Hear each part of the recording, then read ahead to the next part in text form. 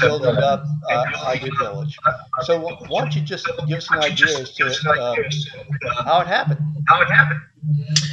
Well, Steve, as you know, it's been a labor of love, but over now 13 years ago, back in 2000, a bunch of us who, basically the connection brought us together. We're all from New Orleans, and we had moved away in the mid-'80s and moved back home in the late '90s to start technology companies.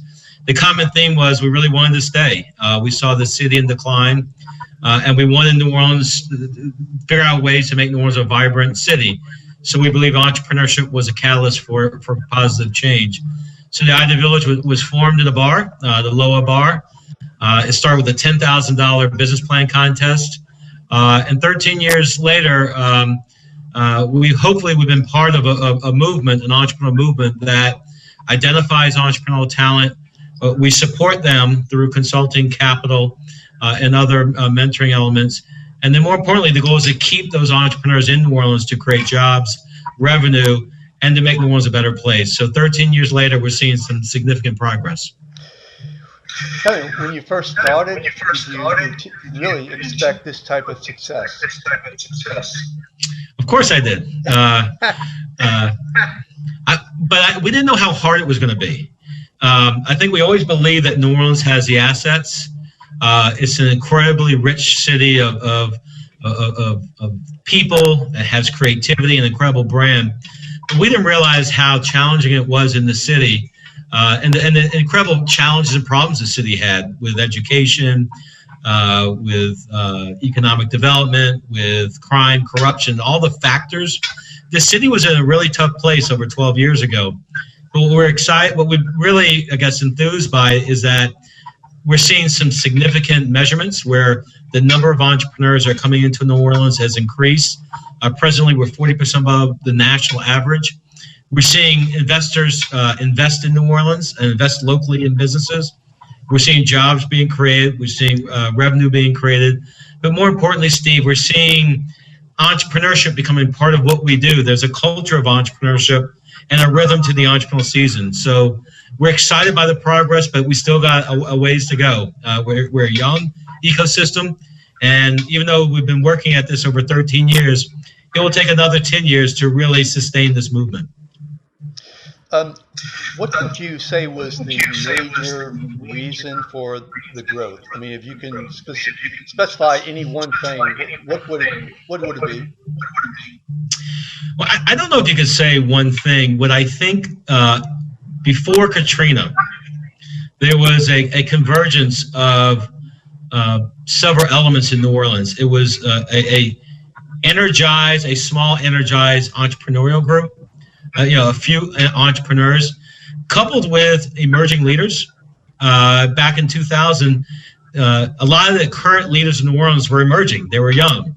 So you saw an entrepreneurial energy converging with emerging leaders that were galvanizing and building the networks back in 2000, 2005.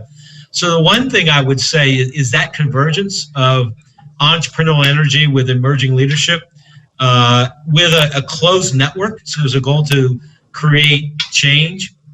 I think the second thing obviously was Katrina catalyzed the scaling of this movement, meaning that I think that before it was a very local movement, but Katrina opened up the entrepreneur movement to folks from Google and Salesforce, Harvard, Stanford, people all around the world.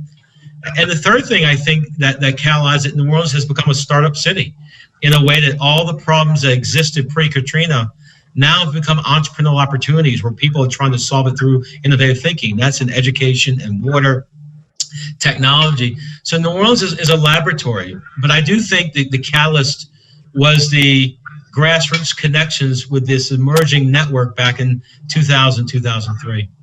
Back in 2005, I remember seeing you and Robbie Vetrano at a party, quite frankly, on Magazine Street.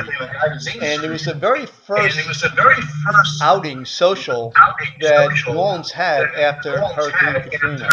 And we looked at one another and we were wondering, gee, is anybody else going to come back? Remember those days? Yeah. Well, I remember those days, vividly, but I remember thinking that Katrina was a moment to validate our mission and the vision that entrepreneurs create change. Because the first people who came back, if you remember, were the entrepreneurs. On Magazine Street, it was Capel Horn and Slim Goodies, who opened up Slim Goodies the day that the city opened up, and she brought out a broiler from Walmart and started cooking hamburgers for everybody. So if you think about those early post-Katrina days, it was the pioneers. It was the people coming back with tons of risk and uncertainty, but they basically were rebuilding the city again.